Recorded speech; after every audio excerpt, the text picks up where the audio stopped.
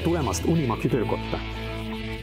Oma tööks vajame tavaliselt vaid mõnda suurt masinat, kuid lugematul hulgal pisiasju, mis teevad meie pingutused lihtsamaks, täpsemaks, kiiremaks, turvalisemaks ja ka lõbusamaks.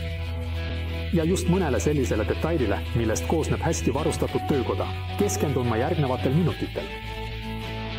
Need on Unimaxi kombineeritud mõõteriist, survehari loodiga, nivelleeriv digitaalne nurgamõõtja ja ka 2 automaatset täkkepunkti.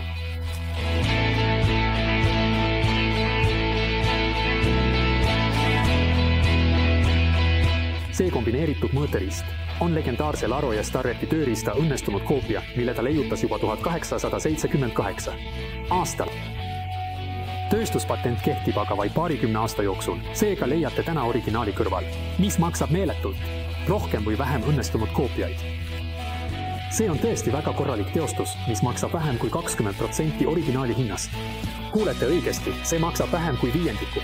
Ja see tekitab muidugi kahtlusi, kuid isegi mina, vana norja, pean tunnistama, et kvaliteet on väga hea.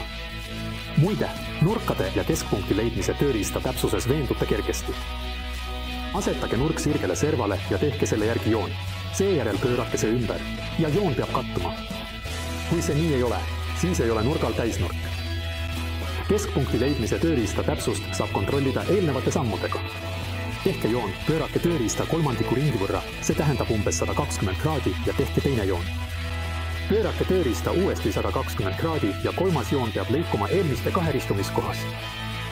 Kui see ei õnnestu, on kas mõõteriist vale või see lihtsalt ei ole ring.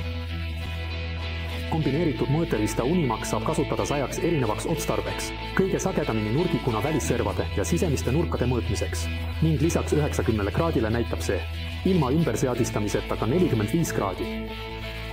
30,5 kraadi nurka seadistatakse sageli erinevatel masinatel, näiteks saagidel, olgu see siis saeketas, või erinevad juhtsimid. Kui teil on vaja täpselt seadistada, joonistada või mõõta mõnda muud nurka, kasutage nurgamõõtjat. Mõnikord on kasulik sisseehitatud lood või joonistusmäel. Tänu liuglahendusele suudab mõõteriist toimida ka joonlauana, aga ka improviseeritud sügavusmõõturina.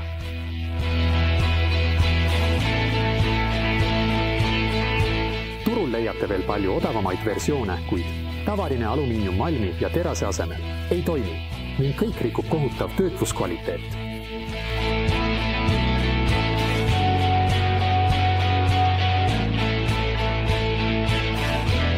Surveriul suurendab täpsust ja ohutust nii lõikamisel kui ka freesimisel.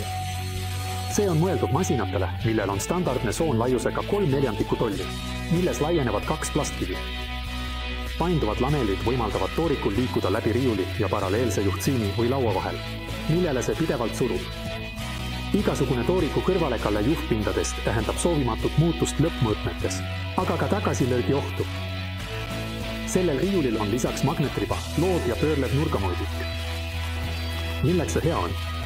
Kettade, puuride ja muude sarnaste kalde seadistamiseks. Kuid ma pean seda ainult lisafunktsiooniks, sest nende eesmärkide jaoks on palju parem. Nivelleeriv digitaalne nurgamõõdik.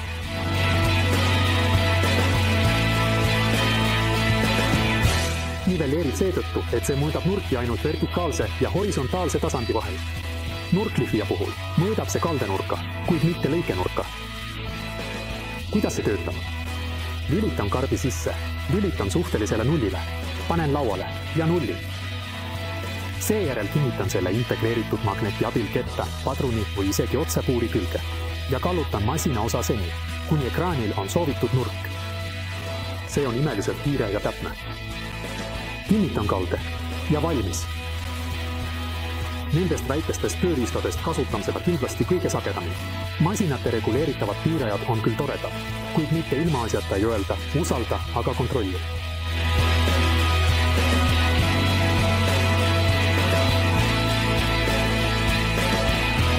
Viimane nipp ei ole otseselt seotud ühegi masinaga, kuid see teeb puurimise lihtsamaks.